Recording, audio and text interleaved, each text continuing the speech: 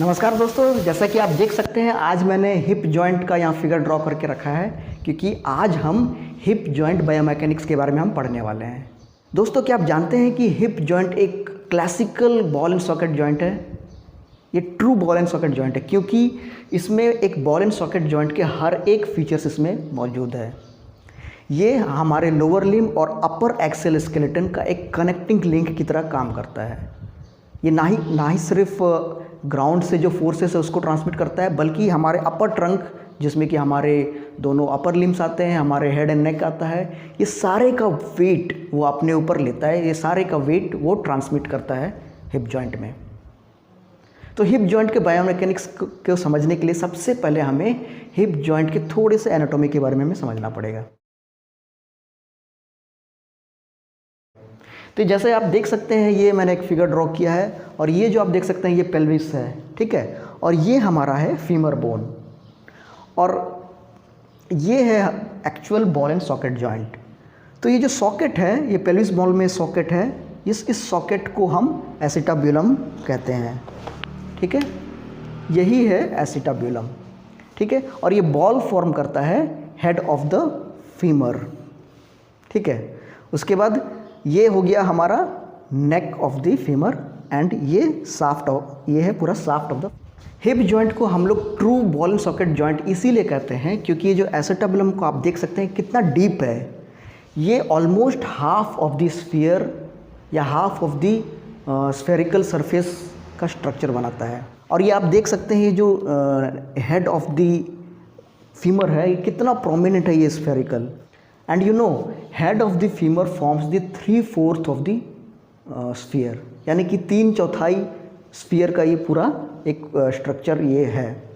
इसीलिए ये बहुत अच्छे से ये बॉल अपने सॉकेट में फिट हो जाता है। इसके बाद इसमें और कुछ है, ये देखिए ये है नेक ऑफ द फीमर और ये हो गया femur shaft of the femur.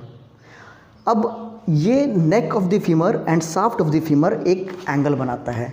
इसको अगर मैं इस तरह से ड्रॉ कर दूं, ठीक है।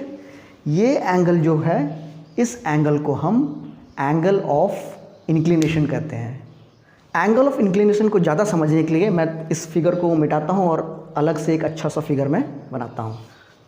तो दोस्तों, जैसा कि आप देख सकते हैं ये है हेड ऑफ द फीमर, ये है नेक ऑफ द फीमर और ये है साफ्ट ऑफ द फीमर। और यहाँ से अगर मैं एक स्ट्रेट लाइन बनाऊँ और ये इसमें एक स्ट्रेट लाइन बनाऊँ, ये जो एंगल है इस एंगल को हम एंगल ऑफ इंक्लिनेशन कहते हैं। एक नॉर्मल एडल्ट में एंगल ऑफ इंक्लिनेशन का नॉर्मल वैल्यू है 125 डिग्री, ठीक है। लेकिन एक न्यूबॉर्न बेबी में ये एंगल अराउंड 140 to 150 डिग्री तक हो सकता है। एक महीने का या 2 महीने का बच्चा, उसमें ये 140 to 145 डिग्री तक हो सकता है। ऐसा इसलिए कि जैसे जैसे बच्चा उम्र में बढ़ता है, जब वो चलना शुरू करता है तो धीरे धीरे बॉडी का वेट से वो धीरे धीरे एक नॉर्मल एंगल में 125 डिग्री में आके रुक जाता है। मगर मान लीजिए किसी एडल्ट में ये जो एंगल ऑफ इंक्लिनेशन है वो कम हो जाए, जैसे कि आप ये फिगर में आप देख सकते हैं ये एंगल कम हो गया है, अराउंड 115 डिग्री के आसपास आ गया है। इस कंडीशन, ये एक पैथोलॉजिकल कंडीशन है और इस कंडीशन को हम कॉक्सा वेरा कहते हैं। उसी तरह से मान लीजिए एक और पैथोलॉजिकल कंडीशन है जिसमें कि ये एंगल बढ़ जाता है। जैसे कि मैंने ये फिगर यहाँ ड्रॉ करके रखा है, ये एंगल मान लीजिए एक नॉर्मल एडल्ट में बढ़ करके 140 हो गया है, तो इस कंडीशन को हम कॉक्सा वेल्गा कहते हैं। ये दोनों पैथोलॉजिकल कंडीशन है जिसकी वजह से हिप जॉइंट आर्थराइटिस इसी वजह से होता है। तो इसी हेड एंड नेक को अगर हम लोग हॉरिजॉन्टल प्लेन में स्टडी करेंगे तो एक और एंगल फॉर्मेशन होता है जिसे हम एंगल ऑफ डिक्लिनेशन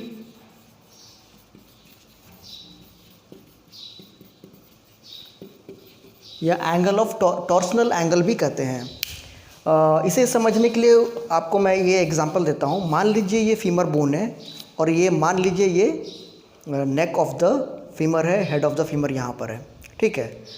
ये जो एंगल अभी जो हम लोग एंगल पढ़े थे वो था एंगल ऑफ इंक्लिनेशन, ये वाला एंगल। मगर जब हम इसको इस व्यू में देखेंगे, हॉरिजॉन्टल प्लेन में देखेंगे, मैं थोड़ा सा क्लोज ले आता हूँ, ये देखिए इस व्यू में देखेंगे तो ये नॉर्मल हो गया, ये एक इस टाइप का एंगल बनाता है। यहाँ से ये जो एंगल है ये इस तरह से, तो ये एंगल को हम लोग एंगल ऑफ डिक्लिनेशन कहते हैं या फिर टॉर्सनल एंगल कहते हैं। ठीक है, अगर मैं इसको इसमें दिखाऊं, ये मान लीजिए फीमर का क्रॉस सेक्शन है। नॉर्मली ऐसा होना चाहिए, ये नेक ऑफ द फीमर है, मगर ये इस तरह से एक एंगल बनाता है। ठीक है, ये एंगल नॉर्मल इंडिविजुअल में 10 to 11 डिग्रीज के आसपास ये एंगल होता है। जब ये एंगल बढ़ जाए, मान लीजिए ये एंगल यहाँ बढ़ जाता है, तो इसको एंगल ऑफ एंटीवर्सन कहते हैं। और जब ये एंगल कम हो जाए, ये घट के इस तरफ हो जाए, तो इस एंगल को हम एंगल ऑफ रेट्रोवर्सन कहते हैं। अगर मैं इसमें दिखाऊं, ये नॉर्मल है, अगर ये और ज़्यादा ऐसा हो जाए तो इसको एंगल ऑफ एंटीवर्सन, कम हो जाए तो एंगल ऑफ रेट्रोवर्सन।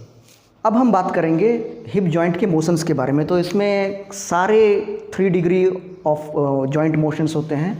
इसमें फ्लेक्शन एक्सटेंशन होता है, फ्लेक्शन एंड एक्सटेंशन ये होता है सैजिटल प्लेन में। उसके बाद एबडक्शन एंड एडक्शन ये होता है फ्रंटल प्लेन में। उसके बाद internal rotation and external rotation ये होता है हॉरिजॉन्टल प्लेन में। तो मैं डेमोन्स्ट्रेट करके देखता हूँ। ये है फ्लेक्शन एक्सटेंशन मूवमेंट। आगे की तरफ मैं अगर हिप को बेंड करूँ, पीछे की तरफ इसको बेंड करूँ, तो ये हो गया एक्सटेंशन। उसके बाद बॉडी से अलग मैं ले जाऊँ तो ये हो गया एबडक्शन, और ये थोड़ा सा बॉडी के अंदर की तरफ ले जाओ तो ये हो गया एडक्शन। उसके बाद मैं इस तरह से करूं तो ये हो गया इंटरनल रोटेशन, और इस तरह से करूं तो ये हो गया एक्सटर्नल रोटेशन। तो फ्रेंड्स, इसके नॉर्मल रेंज क्या है? फ्लेक्शन का नॉर्मल रेंज है 110 to 120 degree of angle. Extension का है 10 to 15 degree of angle. Abduction का है 30 to 50 डिग्री ऑफ एंगल, और एडक्शन का है 20 to 30 डिग्री ऑफ एंगल। उसी तरह से इंटरनल रोटेशन का जो नॉर्मल रेंज है वो है 30 to 40 डिग्रीज। एक्सटर्नल रोटेशन का नॉर्मल रेंज है 40 to 60 डिग्रीज। तो अब हम बात करते हैं इसके कुछ अप्लाइड बायोमैकेनिक्स के बारे में। तो अप्लाइड बायोमैकेनिक्स में हम समझने की कोशिश करेंगे कि जब भी हम एक सिंगल लेग स्टैंडिंग, जब हम वॉक करते हैं तो गेट साइकिल के ऊपर मैंने पहले से वीडियो बनाया, आप डिस्क्रिप्शन में लिंक में दे दूँगा, आप जाके देख सकते हैं।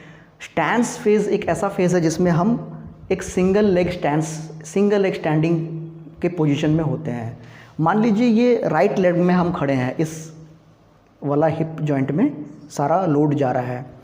तो जब भी हम एक सिंगल लेग में स्टैंड करते हैं तो सेंटर ऑफ ग्रेविटी थोड़ा सा इस तरफ शिफ्ट हो जाता है। ठीक है, ये मान लीजिए सेंटर ऑफ ग्रेविटी यहाँ से जा रहा है। ठीक है, ये जो centre of the femoral head है, यही पॉइंट है जहाँ पे पूरा हिप का सर्कुलेशन होता है। तो ये हम इसको एक्सिस मान लेते हैं।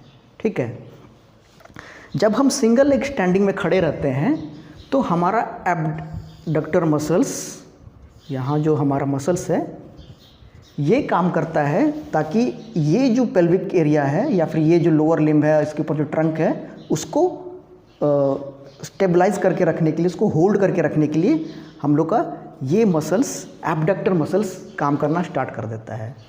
तो एबडक्टर का जो फोर्स है और सेंटर पॉइंट है, इसका जो डिस्टेंस है, इसको हम लोग कहेंगे एफर्ट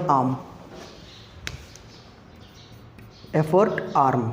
ठीक है, अब इसी पॉइंट से और ये जो सेंटर ऑफ ग्रेविटी है, इस जो डिस्टेंस है, इसको हम लोग कहेंगे वेट आर्म। ठीक है, आप समझने की कोशिश करिए। ये जो एबडक्टर मसल्स है, ये मसल्स काम करता है हमारे बॉडी को इसको गिरने ना देने के लिए, ये काम करता है। और इसका जो एफर्ट है उसको हम लोग एफर्ट आर्म कहेंगे। ये जो डिस्टेंस है centre of the head, femoral head, और ये जो डिस्टेंस को हम लोग वेट आर्म कहेंगे। ठीक है, और ये जो मसल्स है, ये जो काम कर रहा है इसको हम लोग मसल फोर्स कहेंगे, ठीक है, MF। और ये जो सेंटर ऑफ ग्रेविटी है इसको हम लोग बॉडी वेट कहेंगे, ठीक है। यहाँ से बॉडी वेट पास हो रहा है। तो अब हम लोग का जो फॉर्मूला बनता है इसको मैं दूसरे स्केच से दिखा देता हूँ। हम लोग का जो इक्वेशन बनता है वो muscle force into effort arm is equal to weight, body weight into weight arm, ठीक है। Muscle force into effort arm is equal to body weight into weight arm, ठीक है। अब सिंगल एक्सटेंस में होता ये है कि ये जो लेंथ है इसका ट्वाइस रहता है। Length of the weight arm is twice the length of the effort arm, ठीक है। तो हम लोग तो ये फॉर्मूला बन जाता है MF equal to effort arm is equal to body weight into twice effort arm, ठीक है, ट्वाइस एफर्ट आर्म। तो अब हमारे इक्वेशन में ये EA एफर्ट आर्म दोनों से नलीफाई हो जाता है। अब हमारे पास बचता है muscle force is equal to twice body weight, यानी कि हमारा मसल फोर्स हमारे बॉडी वेट के 2 गुना फोर्स से काम करता है स्टैंड फेज को या सिंगल लेग स्टैंडिंग को मेंटेन करने के लिए।